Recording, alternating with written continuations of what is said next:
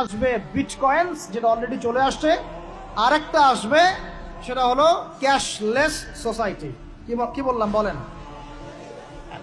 বলদ বলবে যে ভবিষ্যৎবাণী করে গেল, আহলুল বলদ ওয়াল কিরদা, আহলুল হিমার ওয়াল কিরদা। তো এরা ভবিষ্যৎবাণী করে গেল। আরে বর্তমান সম্পর্কে তুমি খবর রাখো না বলেই তো বর্তমানকে ভবিষ্যৎ মনে হয় তোমার। এটা বহু কান্ট্রিতে অলরেডি চালু হয়ে গেছে। এই যে আমাদের অনেক ভাই ব্যবসা করে, তারা চায়না যায়, কোরিয়া যায়, উত্তর কোরিয়া, দক্ষিণ কোরিয়া যায়, ওরা দেখে আসতেছে চায়না চালু করে ফেলছে অলরেডি। ক্যাশলেস সোসাইটি মানে হচ্ছে আপনি আপনার মুদ্রাকে সংরক্ষণ করতে পারবেন না। আপনি দেখলেন খিদির আলাইহিস সালাম দেয়াল নির্মাণ করলেন, দেয়ালের নিচে কি ছিল? খাজানা ছিল। তাহলে দেয়ালের নিচে খাজানা তিনি সংরক্ষণ করলেন কেন? এতিম বালকরা যেন বড় হয়ে সেটা নিতে পারে। তাহলে আপনি চিন্তা করেন, ওই মুদ্রাটা কি ছিল? ইলেকট্রনিক মানি ছিল, যেটা তিনি সংরক্ষণ করলেন। ওই মুদ্রাটা কি কাগজের মুদ্রা ছিল, যেটা তিনি সংরক্ষণ করলেন? ওই মুদ্রাটা কি বিটকয়েন ছিল, যেটা তিনি সংরক্ষণ করলেন? তিনি সংরক্ষণ করেছেন হয় গোল্ড কয়েন অথবা রূপার মুদ্রা। কারণ এটার মূল্য কমে যাবে না, এরা 20 বছর পর বড় হলেও বাবারই সম্পত্তি ফেরত পাবে। এইটা হলো ইসলামিক কারেন্সি, যেটা বিশ্ব থেকে উঠিয়ে দিয়েছে এই IMF, ওয়ার্ল্ড ব্যাংক আর ইউনাইটেড স্টেট এবং এদের যে চালাপালাগুলো। আমরা এই ব্যাস ওই সুর মিলাচ্ছি। ওরা কাগজের মুদ্রা দিয়ে সারা বিশ্বটাকে ডমিনেট করছে। তাও আবার এখানে আরো ব্যাপার আছে, কাগজের সব মুদ্রা আবার এক মানের না। একগুলো হচ্ছে হার্ড কারেন্সি, মানে শক্তিশালী কারেন্সি। একগুলো সফট কারেন্সি, মানে নরম কারেন্সি। বাংলাদেশের টাকা কোন কারেন্সি, হার্ড না সফট? এতটুকু তো জানেন। হার্ড কারেন্সি কি? মার্কিন ডলার, মানে মগের মূল্য। একটা কথা হচ্ছে না, মগের মূল্য। ওরা এখন হার্ড কারেন্সি দিয়ে মগের মূল্য। কিরকম? যে সারা বিশ্বের সফট কারেন্সি গুলো আমার কারেন্সি দিয়ে নির্ধারিত হবে। মানে আপনার 100 টাকা সমান সমান ওর $1 মগের মূল্য। কেন আমার 1 টাকা সমান সমান তোমার $1 হতে পারে না? হতে পারে না? এটা করতে দিবে না, কারণ এটা করলে আপনার অর্থনৈতিক অবস্থা অনেক সমৃদ্ধ হয়ে যাবে এবং আপনি তাদের সমান হয়ে যাবেন।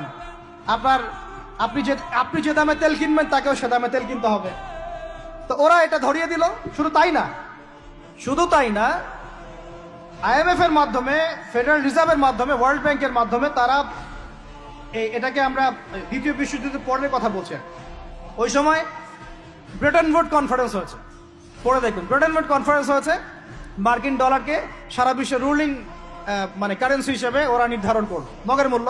এবং প্রত্যেকটা কারেন্সি এর আন্ডারে নিয়ন্ত্রিত হবে এবং টাকার মান, অন্যান্য মুদ্রার মান বাড়বে কমবে এর ভিত্তিতে, আপনার প্রবৃদ্ধির ভিত্তিতে নয়। এবং তার হাতে নিয়ন্ত্রণ থেকে যাবে, যদি আপনি বেশি বাড়াবাড়ি করেন আপনার টাকার মান তারা কমাই দেবে। কয়দিন আগে ইলেকশনের আগে একটা শব্দ শুনেছিলেন অনলাইনে, স্যাংশন দিতে চাই, স্যাংশন। মনে আছে? হ্যাঁ, মনে আছে? কি জিনিস বুঝছেন আপনারা? কিছু ওটা বুঝেন না। অর্থনৈতিক নিষেধাজ্ঞা কিভাবে দিতে পারে? আপনার টাকার মান তারা কমাই দিবে। তখন 1 কেজি পেঁয়াজের দাম হবে 500 টাকা, 1 কেজি রসুনের দাম হবে 1000 টাকা, 1 ব্যারেল তেলের দাম হয়ে যাবে দেখবেন 10,000 20,000 টাকা। কিচ্ছু করতে পারবেন না। তুরস্কের মতো কান্ট্রি যখন ঘুরে দাঁড়ানোর চেষ্টা করছিল, ওদের লিরার মান তারা বাড়িয়ে দিল একদম। ওটা তো মনে হয় 12,000 পর্যন্ত চলে গেছে। ইনফ্লেশন বলি আমরা এটাকে, মুদ্রাস্ফীতি, ওটা প্রায় 12,000% পর্যন্ত বেড়ে গিয়েছিল। বলি নাউজুবিল্লাহ। এগুলো জুলুম, অর্থনৈতিক জুলুম। বাইরের চোখ দিয়ে দেখলে মনে হবে সুন্দর চলছে সবকিছু, ভিতরের চোখ দিয়ে দেখা শিখলে বুঝবেন অর্থনৈতিক ক্ষেত্রে এই বিশ্বে এই খ্রিস্টানরা সবচেয়ে বেশি জুলুম করেছে। আরো আছে, বলতে থাকলে সারা রাত যাবে। এরপরে তারা আরবদেরকে বুঝালো, ইয়া শাইখ, আরবদেরকে বুঝালো, হাবিবি, ইয়া হাবিবি, কাছে আসেন, শোনেন, আমরা আপনাদের কাছে তেল আছে, আপনারা তো তেল বয়কট করে দিয়েছেন, আর তেল ছাড়া তো আমাদের যুদ্ধ বিমান ফ্লাই করছেন। তেল কাদেরকে দিয়েছে আল্লাহ পাক? মিডল ইস্টে আরবকে দিয়েছে।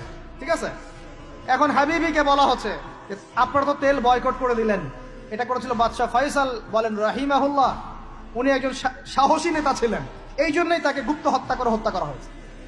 সাহসী যারা, তাদেরকে গুপ্ত হত্যা করে এদের একটা সুন্নত, এটা মাথায় রাখবেন। খুব ট্যালেন্টেড একজন দেখবেন, খুব ট্যালেন্টেড একজন বিজ্ঞানী দেখবেন, হঠাৎ নাই তাপাস করে মিসাইল এসে পড়ে গেল। এমন সূক্ষ্ম স্নাইপার দূর থেকে 12,000 কিলোমিটার দূর থেকে মেরে দিলে আপনার কলিজার মধ্যে ফেলে গেল। এগুলো জেনে বুঝেই আমরা প্রতিদিন সকাল করি, সন্ধ্যা করি, আলহামদুলিল্লাহ। তো যেটা বলছিলাম, বাদশাহ ফয়সাল একদম বয়কট করে দিলেন। এবার ওরা এসে বুঝাচ্ছে, যে তেল ছাড়া তো আমাদের চলছে না, এদিকে ওদের ডলারের মান কমে যাচ্ছে, মুদ্রাস্ফীতি হচ্ছে, ইনফ্লেশন হচ্ছে। এখন তারা বোঝালো যে ঠিক আছে একটা চুক্তি করা যাক। এখানে বাদশা ফয়সাল তাকে কনভিন্স করা হলো, ঠিক আছে আমরা তেল কিনবো, আপনাদের কাছ থেকেই কিনবো, আপনাদের গলফ কান্ট্রি যেগুলো আছে এদের কাছ থেকেই কিনবো, তবে একটা শর্ত, আপনারা তেল বিক্রি করবেন শুধু মার্কিন ডলারে, অন্য কোনো কারেন্সিতে তেল বিক্রি করতে পারবেন না। বলেন নাউজুবিল্লাহ। আপনি বাংলাদেশ গভর্নমেন্ট যদি গিয়ে এক ব্রিফকেসের মধ্যে 1 কোটি টাকা নিয়ে যায়, বুঝেন কথা, বুঝতে পারতেছেন?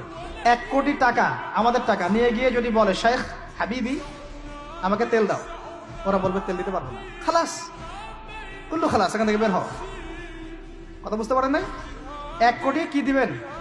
টাকা, তেল দিবেন, লিখে নেন, দিবে না। কিন্তু সেই 1 কোটি টাকাকে যদি আপনি ডলারে কনভার্ট করেন, ওটাকে ডলার দিয়ে কনভার্ট করেন, করে যদি বলেন হাবিবি তেল, তখন বলবে যে আসো দাঁড়ি লাইফে তেল নিয়ে যাও, খালাস, কুল্লু খালাস। এটা বুঝতে পারছেন? তেল বিক্রি করব শুধুমাত্র ডলার দিয়ে, ডলার ছাড়া অন্য কোনো কারেন্সিতে তেল বিক্রি করতে পারবো না। এইটা পশ্চিমারা আরবদের সাথে একটা সন্ধি করলো আর কি, চুক্তি করলো। এই চুক্তির নাম হলো পেট্রো ডলার মনিটরি সিস্টেম। বুঝতে পারলাম?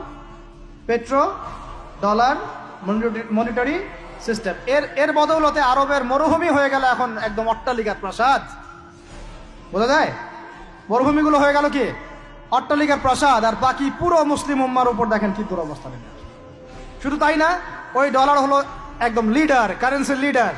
এখন ওই ডলার তেলের মান নির্ধারণ করবে, আপনি টাকা দিয়ে করতে পারবেন। সারা বিশ্বের সবচেয়ে বড় অর্থনৈতিক জুলুম হচ্ছে এই পেট্রো ডলার মনিটরি সিস্টেম। এর চেয়ে বড় কোনো জুলুম হয়নি অর্থনৈতিক জীবন। এখন অনেক ওলামায়ে কেরাম আছেন আপনারা এখানে, আমি জানি উপস্থিত, আপনারা একটু ফিকহের কিতাবগুলো মোতালা করে আমাদেরকে একটা ফতোয়া দিয়েন, এইরকম মনিটরি সিস্টেম প্রণয়ন করা জায়েজ না না জায়েজ। এটা আপনারা ফতোয়া দিয়েন, আমি ফতোয়া দিতে পারবো। আমি অর্থনৈতিক ভাষায় বলতেছি যে এই মনিটরি সিস্টেমটা পুরো বিশ্বে জুলুম নিয়ে আসছে। এখন আদতে, এখন শোনেন এই অংশটুকু শোনেন, তারপরে আমি শেষের দিকে চলে আসতেছি। আদতে এতে পশ্চিমাদের লাভ কি হয়েছে শোনেন। আমার কাছে এই যে ডলার, এটা আমি ছাপাই আমার দেশে, আমার কারখানায়। আমার খরচ হচ্ছে কাগজ, আমার খরচ হচ্ছে মেশিন, আমার খরচ হচ্ছে কালি। বোঝা যায়? বোঝা যাচ্ছে? আচ্ছা, এখন সেটা আমি বানালাম, ছাপালাম, গিয়ে আমি আরবকে দিলাম, তেল দাও। ওরা এই কাগজের টাকাটা নিল, নিয়ে রিজার্ভ করলো, করে মূল যে তেল, এই তেলটা মনে করেন তেল বা সোনা, তেল বা সোনা একই কথা, কারণ সোনার ফাংশন প্লে করছে এখন তেল।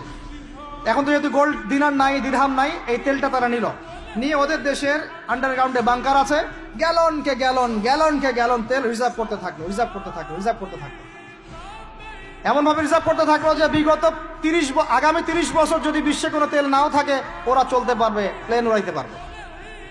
ওদের মিলস বন্ধ হবে না, ফ্যাক্টরি বন্ধ হবে না, ওদের ইন্টারনেট সেকশন বন্ধ হবে না, বিদ্যুৎ বন্ধ হবে না, ওদের কোনো কিছুই বন্ধ হবে না, কোনো প্রযুক্তি বন্ধ হবে না। এত তেল তারা এখন রিজার্ভ করলো কি দিয়ে? ওর দেশে ছাপানো বিনামূল্যের ডলার দিয়ে। এবং সেই ডলারটা আমরা নিলাম, নিয়ে আমরা মাশাআল্লাহ অট্টালিকা নির্মাণ করলাম, আর মনে করলাম যে মাশাআল্লাহ আমি তো খুব ধনী হয়ে গেলাম, সমৃদ্ধি অর্জন করলাম। আদতে এখানে পশ্চিমাদের সবই লাভ। আমরা বলি না জালাও তাই কদু, সরি, আমরা বলি আম গেল সালাও গেল, তাই না? এখানে আমও তাদের, সালাও তাদের। আদতে আমাদের কিছু নাই। আপনারা হাসতেছেন, এইটা হচ্ছে সারা বিশ্বের সবচেয়ে বড় জুলুম।